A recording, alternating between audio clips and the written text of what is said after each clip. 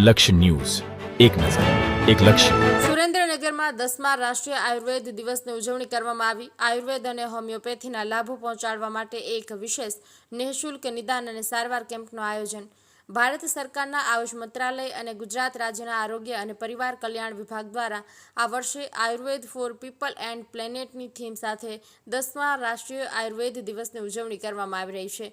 આ ઉજવણીના ભાગરૂપે આજરોજ સુરેન્દ્રનગર જિલ્લાના લોકોને આયુર્વેદ અને હોમિયોપેથીના લાભો પહોંચાડવા માટે નિઃશુલ્ક નિદાન અને સારવાર કેમ્પનું આયોજન કરવામાં આવ્યું હતું. સાથે સુરેન્દ્રનગર આયુર્વેદ હોસ્પિટલ ખાતે આ દિવસની ઉજવણી કરવામાં આવી હતી, જેમાં વિધાનસભાના નાયબ મુખ્યદંડક જગદીશ મકવાણા, રાજ્યસભાના પૂર્વ સાંસદ શંકર વેગડ સહિત આયુર્વેદ હોસ્પિટલના અધિકારી ઉપસ્થિત રહ્યા હતા. સુરેન્દ્રનગરમાં આજે આયુર્વેદ દિવસની ઉજવણીના ભાગરૂપે 2 દિવસ કાર્યક્રમો યોજવામાં આવ્યા હતા, જેમાં શહેરના ઓમકાર વિદ્યાલય ખાતે જિલ્લા આયુર્વેદ અને હોમિયોપેથિક નિદાન કેમ્પ તેમજ આયુર્વેદ વિશે લોકોને જાગૃત કરતું પ્રદર્શન રાખવામાં આવ્યું હતું.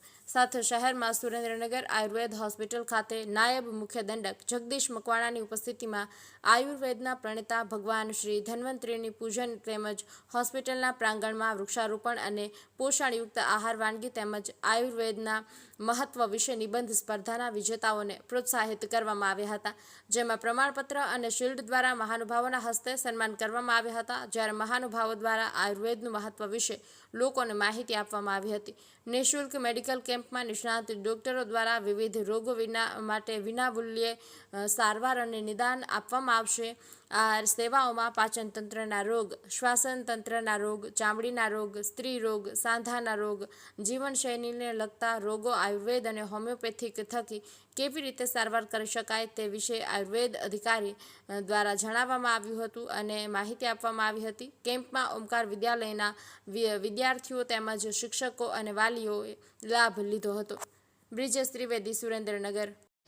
આજે 23મી સપ્ટેમ્બર રાષ્ટ્રીય આયુર્વેદિક દિવસ ભારત સરકારના આયુષ વિભાગ, ગુજરાત સરકારના નિયામક શ્રી આયુષ વિભાગ દ્વારા અને સુરેન્દ્રનગર વૈદ્ય પંચકર્મશ્રી જિલ્લા આયુર્વેદિક હોસ્પિટલ દ્વારા આયોજિત આજના આ રાષ્ટ્રીય આયુર્વેદિક દિવસની ઉજવણીના ભાગ સ્વરૂપે ભગવાન ધન્વંતરીની પૂજા અને વૃક્ષારોપણ કાર્યક્રમનું આયોજન કરવામાં આવ્યું.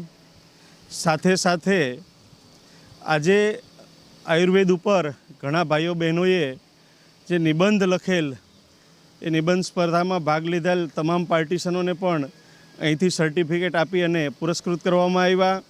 પોષક આહાર સ્પર્ધાનું આયોજન થયેલ એ ફર્સ્ટ, સેકન્ડ, થર્ડ જે બહેનો આવ્યા છે એમને પણ અહીંથી પ્રોત્સાહક સર્ટિફિકેટ આપી અને એમને પ્રોત્સાહન પૂરું પાડવામાં આવ્યું છે. આજના વર્તમાન સમયે જે લોકો એલોપેથીની સાથે સાથે વિશેષ સ્વરૂપે આયુર્વેદ તરફ પણ આપણને વળતા જોયા છે. અત્યારે કોઈ પણ રોગની અંદર સારવાર માટે લોકો આયુર્વેદિક પદ્ધતિ અપનાવી અને જે આપણો ભારત છે તો ઋષિ અને કૃષિ સંસ્કૃતિનો દેશ છે.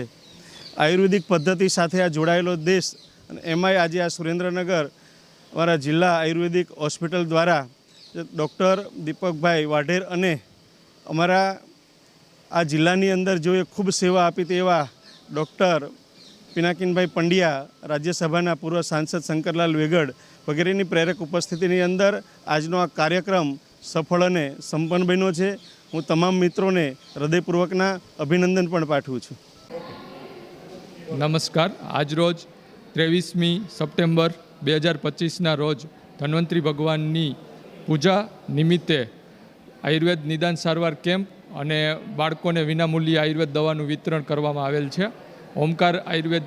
ઓમકાર વિદ્યાલય ખાતે જિલ્લા આયુર્વેદ અધિકારીની કચેરી દ્વારા આયુર્વેદના સુરેન્દ્રનગર ખાતેના આયુર્વેદ અને હોમિયોપેથી મેડિકલ ઓફિસરો દ્વારા આયુર્વેદ નિદાન સારવાર અને હોમિયોપેથી નિદાન સારવાર કેમ્પ કરવામાં આવેલ છે, જેનો સંસ્થાના બાળકો ઓમકાર વિદ્યાલયના અને તેમના વાલીગણ એટલે કે તેમના પરિવારજનો થઈ અને લગભગ આશરે 700 લોકોએ દવા સારવારનો લાભ લીધેલ છે.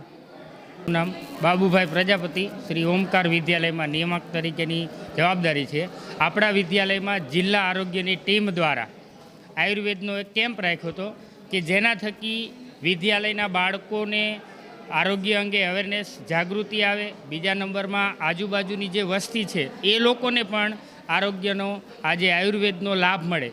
એટલે આયુર્વેદ અને હોમિયોપેથી બંનેનું સાથે અમારા વિદ્યાલયમાં કેમ્પ રાખવામાં આવ્યો હતો અને આજે આયુર્વેદ દિવસ નિમિત્તે સવારમાં યજ્ઞ હતો અને 10 થી 1 વાગ્યા સુધી કેમ્પ રાખ્યો હતો, જેમાં આજુબાજુના વિસ્તારના ઘણા બધા બહોળા પ્રમાણમાં લોકોએ લાભ લીધો હતો અને વિદ્યાલયના વિદ્યાર્થીઓને આયુર્વેદ વિશે જાણે એટલા માટે આયુર્વેદ શાખાવાળાએ પ્રદર્શની ગોઠવી હતી અને અમારા વિદ્યાલયના વિદ્યાર્થીઓએ હોંશે હોંશે એ પ્રદર્શની જોઈને આ સુવિધાનો લાભ લીધેલો છે. અસ્તુ.